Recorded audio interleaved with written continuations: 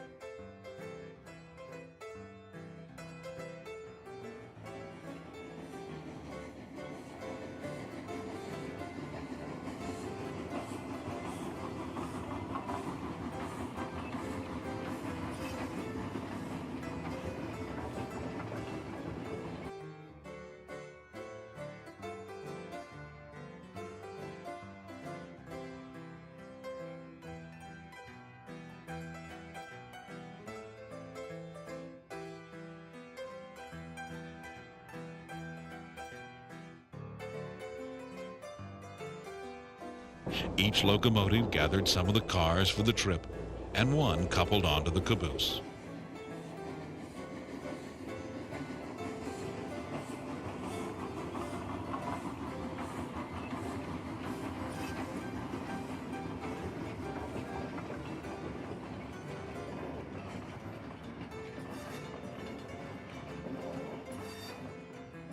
What was the fare on the old passenger train up here?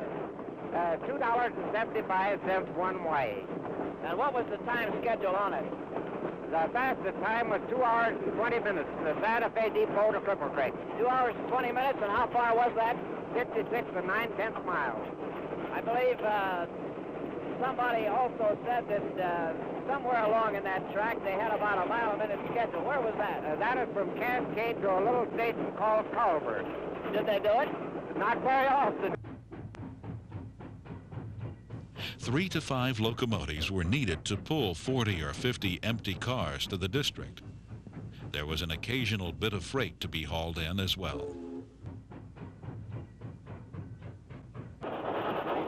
Well, then you've been associated with not only this railroad, but the old Colorado Midland Terminal and the, let's see, the short line, and what was the other one up from Florence? Florence to Cripple Creek. I worked on all those roads. I also worked on the Walmart Road. Well, which would you say you got the most out of? What way do you mean? Financially or thrill? Well, either one, Len. Let's see. Let's go back. Let's go back to about 1903. What were you doing then? 1903, I was just starting in railroad. Maybe you better explain that phrase, then. Well, I was taking care of the engines, hauling crews, and lining up the suburban runs in the Cripple Creek district. However, that only lasted about 30 days. When I went to Divide, it was hauling down there for about 2 months. Well, let's see, was the old Midland Terminal in operation then?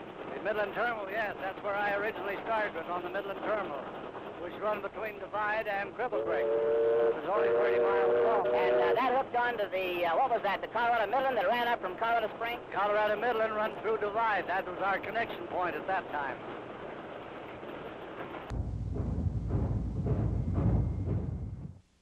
At Cascade, the train already needed to stop for water. So difficult was the several-hour climb up Lower Ute Pass. Each locomotive had to be spotted under the tank and watered. Well, how did they handle those trains at those water stops, Tom? For instance, when they had a bunch of coaches over the hill down below that they couldn't see. Whistle signals. Each engine, when he gets through taking water, he whistles 2 long whistles. And the next engine pulls up and takes water, and all 5 engines in the train has water. The empty train rounded the curve behind the Divide depot.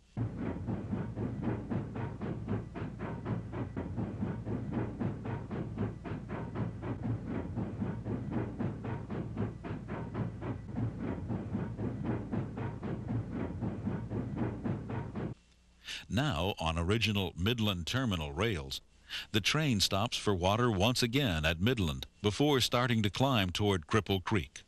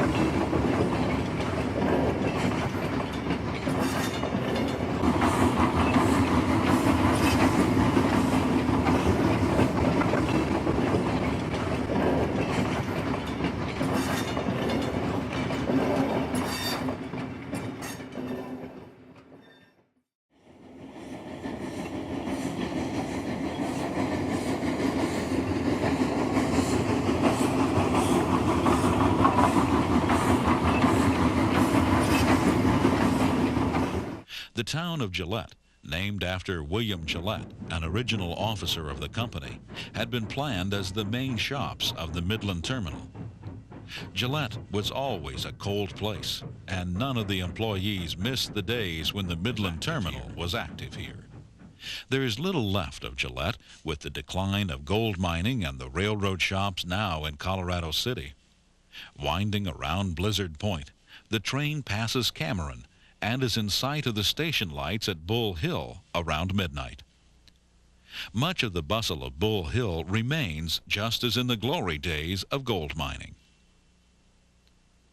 During the day, the Cripple Creek switch engine had been threading its way through the 25-mile maze of track in the district, gathering loaded cars to be sent to the mill. High-grade ore was once hidden away in locked and guarded boxcars. The switcher arrived at Bull Hill in the afternoon. It left loaded cars to be carried to the Colorado City mill by tonight's ore train. Empty cars left by last night's ore train, as well as any inbound freight cars, were moved to their destinations. The train of empties usually left Bull Hill in the middle of the night. The locomotives coupled onto the loaded ore cars and headed for Colorado City. The train made slow progress.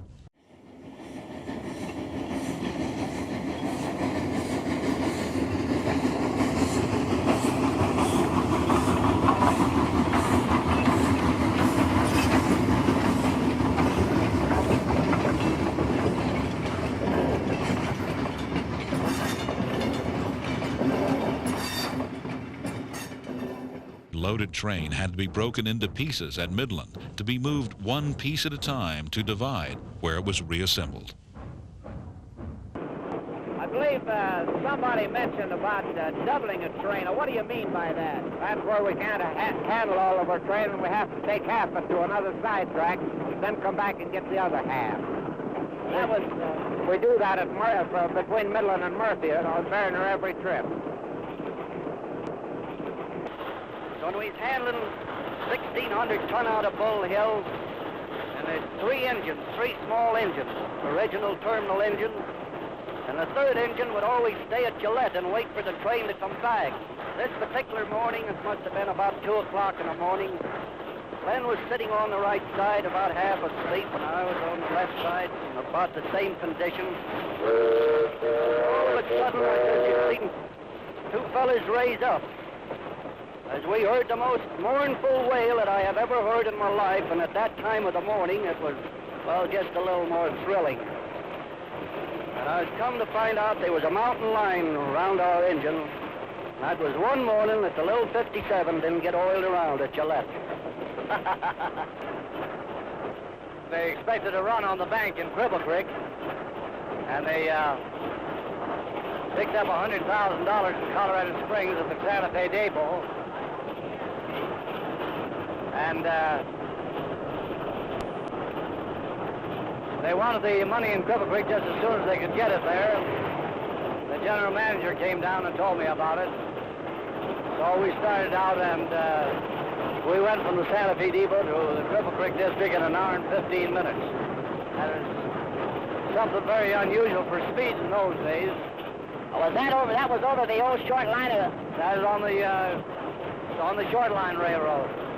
In 1905, the Midland Terminal leased the short line, and then when we all went over there and worked on the short line. The train reached Colorado City in the wee hours of the morning.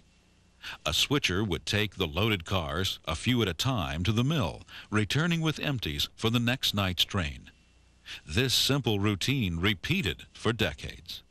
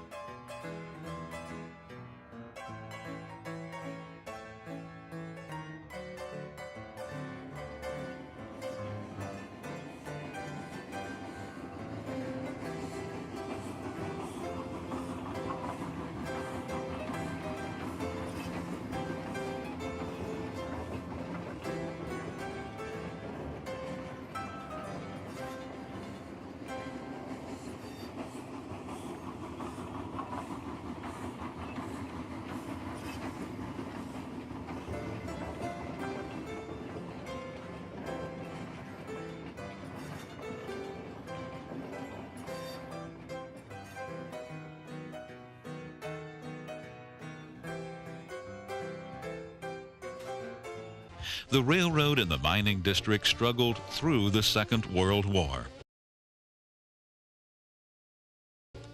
Once the war was over, the district reawakened. The Midland began to modernize with newer locomotives and cars. This proved to be of no value. A new modern mill, the Carlton Mill, was built right in the district just north of Victor. The railroad was no longer needed to haul ore. Since it hauled nothing else, it was to be scrapped.